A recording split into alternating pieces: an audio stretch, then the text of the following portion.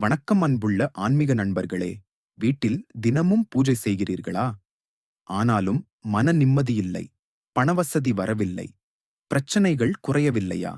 இதற்குக் காரணமாக பூஜையில் நாம் அறியாமல் செய்கிற சில தவறுகள் இருக்கலாம்.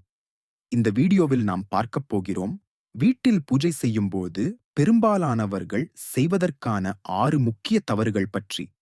இந்த தவறுகளை தவிர்த்தாலே பூரண நிம்மதி, தெய்வ அனுகிரகம் மற்றும் குடும்ப வளம் நிச்சயமாக வீட்டில் குடியிருக்கும். வீடியோவை கடைசி வரை பாருங்கள். உங்களுடைய ஆன்மீக வாழ்க்கையை இது மாற்றிவிடும். தவறு 1.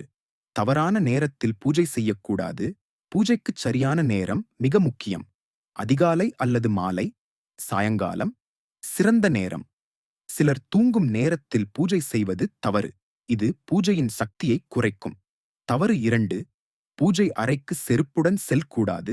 பூஜை அறை என்பது தேவஸ்தானம் போன்றது. தூய்மையான இடம். செருப்புடன் உள்ளே செல்வது தெய்வ சக்தியை குறைக்கும். தவறு 3. பூஜை அறையில் குப்பை வைத்தல். பழைய பூக்கள், கரிய தீபம், சாம்பல் போன்றவை உடனடியாக அகற்றப்பட வேண்டும். குப்பை இருக்கும் இடத்தில் சக்தி நிலை குறையும்.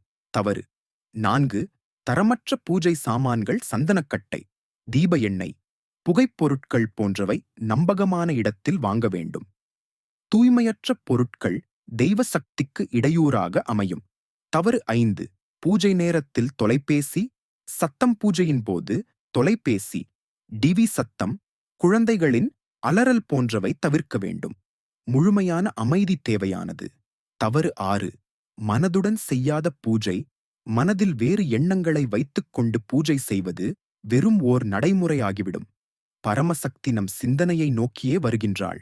மனதில்தான் தெய்வம் தங்குகிறது.